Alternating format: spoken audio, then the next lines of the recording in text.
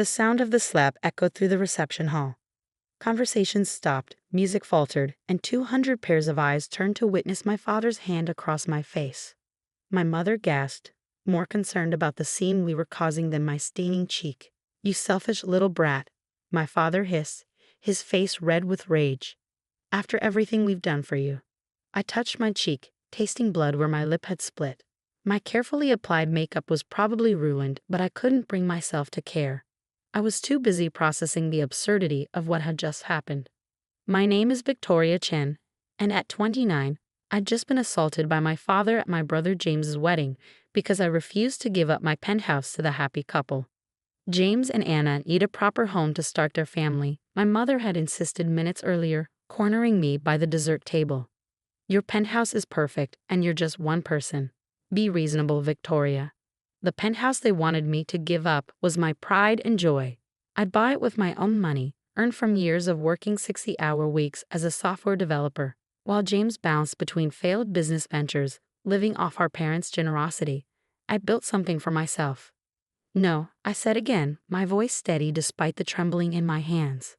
"The penthouse is mine. I bought it. I pay for it. James and Anna can find their own place." That's when my father stepped in, his face flushed from too much champagne and self-righteousness. "This isn't a request, Victoria. Your brother is the man of the family now. He needs this." The man of the family, of course. James had always been the golden child, even when he was failing. His latest venture, a cryptocurrency startup, had collapsed spectacularly last month, taking his investors' money with it. But somehow, I was the unreasonable one for not wanting to hand over my home. "The answer is still no," I replied, keeping my voice low. "And if you bring this up again, I'm leaving." That's when he slapped me. Now, standing in the sudden silence of the reception hall, I saw everything clearly for the first time. My mother's performative concern, my father's entitled rage, and James, dear, precious James, smirking from his seat at the head table. Even his new wife, Anna, looked smugly satisfied, as if my humiliation was exactly what she hoped for. I straightened my spine, looked my father directly in the eye, and smiled. "You'll regret this," I said, my voice carrying in the silence. "All of you will." Then I turned and walked out, my heels clicking against the marble floor, leaving chaos in my wake. I could hear my mother calling after me, probably worried about what the country club members would say, but I didn't stop. In my car, I finally let the tears fall, but they weren't tears of sadness. I was angry. No, I was furious. Years of being the responsible one, the reliable one, the one who never asked for handouts, and this was my reward. Being slapped and humiliated because I wouldn't give my home to my freeloading brother. My phone started buzzing with messages. "Mom, come back inside. You're embarrassing us." "James, don't be dramatic, sis. We can talk about this." "Anna, your brother deserves that penthouse more than you." "Dad, you will give James the keys tomorrow. This isn't a discussion." I turned off my phone and started driving. Not home. I couldn't face the penthouse right now. Instead, I headed to the one place I could think clearly, the small coffee shop where I'd spent countless hours coding and planning my future. The barista Mike took one look at my face and brought over my usual order without asking. "Bad day?" "My father slapped me at my brother's wedding because I wouldn't give them my penthouse," I said, surprising myself with how calm I sounded. Mike's eyes widened. "Your penthouse? The one you worked 3 years of overtime to buy?" I nodded, sipping my coffee. Apparently, my brother needs it more than I do. He's the man of the family, after all. "That's insane," Mike said, sliding a chocolate muffin across the table. "On the house. You look like you need it." As I sat there, watching the sunset through the cafe window, a plan started forming in my mind. My family thought they could bully me into submission. They thought I'd roll over and give up everything I'd worked for. They had no idea what I was capable of. I pulled out my laptop and started typing. First, emails to my lawyer and financial advisor. Then, a series of code commits to my private GitHub repository. Finally, a call to my real estate agent. "Remember that oceanfront property we discussed?" I asked when she answered. "I'm ready to make an offer." By the time I finished my coffee, the foundation of my revenge was laid. My family wanted to take my home. Let them try. But they were about to learn that the quiet, accommodating daughter they took for granted had disappeared the moment my father's hand met my cheek. This was war, and I intended to win. The next morning, my parents showed up at my penthouse unannounced. My father stormed past the doorman, who'd already called to warn me they were coming. I met them at my door, dressed for success in my best power suit, laptop in hand. "Where are you going?" my mother demanded as I locked my door. "We need to talk about what happened." "Work," I replied simply, walking past them toward the elevator. "Some of us actually have jobs." "Don't you dare take that tone," my father growled, grabbing my arm. "After your behavior yesterday." I yanked my arm away, my voice ice cold. "Touch me again, and I'll have security escort you out." And yes, I have video of yesterday's assault. The country club's cameras caught everything. That stopped them both short. My mother's face paled. "You wouldn't?" "Try me." The elevator arrived and I stepped in. "Oh, and change the locks all you want. I've already moved everything valuable to secure storage." The doors closed on their shocked faces. I waited until I was in my car before letting out a shaky breath. Phase 1 of my plan was in motion. Over the next week, I ignored their calls and messages, which grew increasingly hostile. James sent flying monkeys, mutual friends and relatives trying to reason with me. Anna posted passive-aggressive social media updates about selfish people who don't support family. I stayed silent and kept working. What they didn't know was that I'd been preparing for something like this for years. Not this exact scenario. I never expected my father to actually hit me, but I'd always known they'd try to take what was mine eventually. That's why I had receipts for everything. Every penny I'd earned, every bill I paid, every improvement I'd made to the penthouse. I had security cameras in every room, backup codes for every lock, and most importantly, I had leverage. You see, during those years of being the responsible daughter, I'd also been the family tech support. I'd set up everyone's computers, phones, and email accounts. I had access to everything, including James's business records. On day 10 of radio silence, my mother tried a new approach. She showed up at my office with tears in her eyes. "Your father is sorry," she said, settling uninvited into the chair across from my desk. "He was just upset. You know how he gets when he's worried about James." Worried about James? I kept typing, not looking up. Or worried about what James' investors might do when they find out where their money really went. Her sharp intake of breath told me I hit a nerve. "I don't know what you're talking about," she said carefully.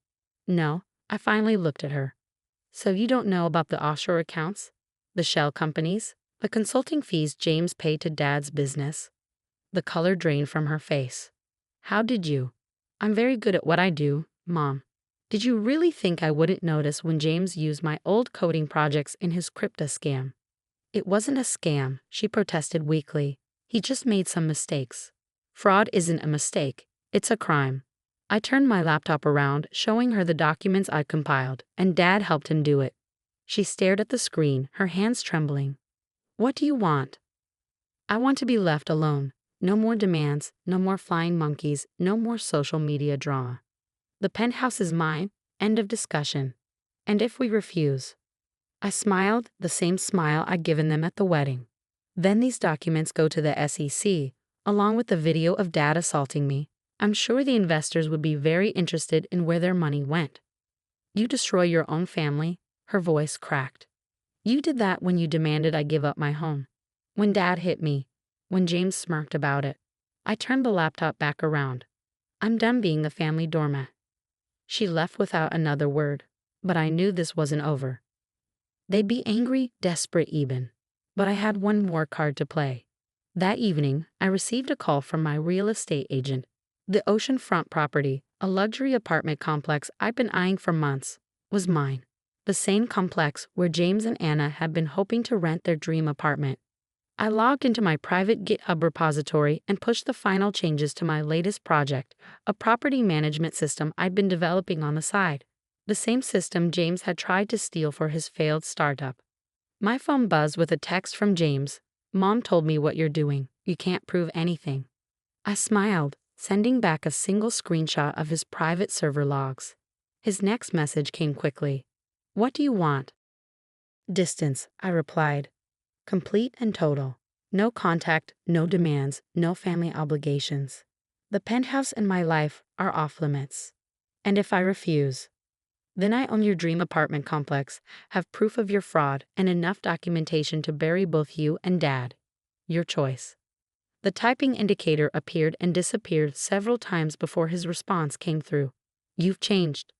No, I wrote back. I just stopped pretending to be who you wanted me to be.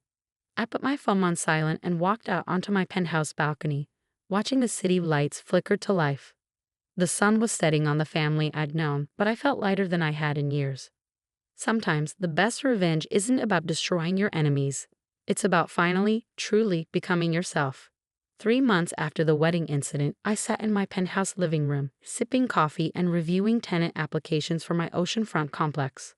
The property was proving to be an excellent investment, especially after I implemented my management system.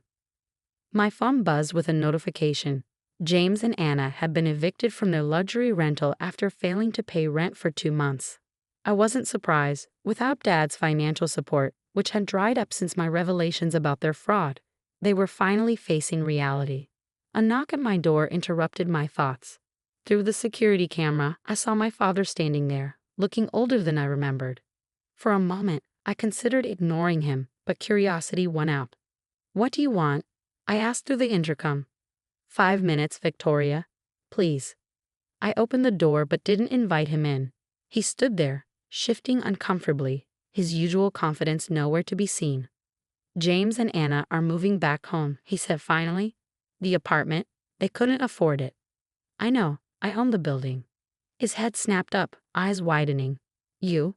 But how? Because I'm good at what I do, Dad. I always was. You just never noticed. He seemed to deflate, leaning against the doorframe. Your mother misses you. We all do. No, I corrected him. You miss having someone to push around. Someone to sacrifice everything for James. That person doesn't exist anymore. I was wrong, he said quietly, about everything. The slap, the demands, protecting James. I've lost everything because of it. It was true. After my threats of exposure, he'd been forced to step down from his company's board. His reputation in the business community was in tatters, though I'd never actually released the documents.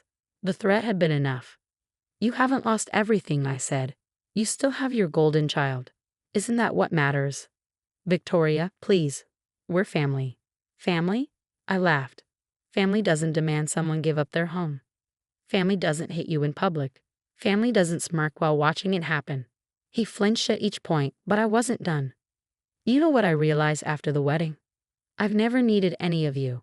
Every success I've had, every achievement was in spite of you, not because of you. I know, he whispered. I know that now. I studied him. This man who'd loomed so large in my life, who'd seemed so powerful and intimidating. Now he just looked small. 5 minutes are up, I said, starting to close the door. Wait. He reached into his jacket and pulled out an envelope. Your mother wanted you to have this. It's an invitation to her birthday dinner next week. We would really like you to come. I took the envelope but didn't open it. I'll think about it. After he left, I sat on my balcony, turning the invitation over in my hands. Part of me wanted to throw it away, to maintain the distance I'd worked so hard to establish. But another part, a stronger part, knew that true victory wasn't in perpetual estrangement. It was in having the power to choose my own terms. The following week, I did attend my mother's birthday dinner. I arrived late and left early, speaking little but observing much. James and Anna sat in sullen silence, their designer clothes replaced by department store brands. My father stayed sober, watching his words carefully. My mother tried too hard, her smile brittle with anxiety. They were all walking on eggshells, afraid of the power I now held. But I had no interest in wielding it like a weapon. Instead, I used it as a shield, protecting the life I'd built for myself. Over the following months, a new family dynamic emerged. They learned to respect my boundaries, to accept that I wouldn't be their safety net anymore. James and Anna found modest jobs and a small apartment they could actually afford. My father stayed involved but distant, sending occasional emails about business opportunities he thought might interest me. My mother took longer to adjust, still trying to play peacemaker, still hoping for the daughter she'd always wanted me to be. But eventually, she too learned to accept the woman I actually was. 1 year after the wedding, I hosted a small dinner party in my penthouse. Not for family, but for the people who truly supported me.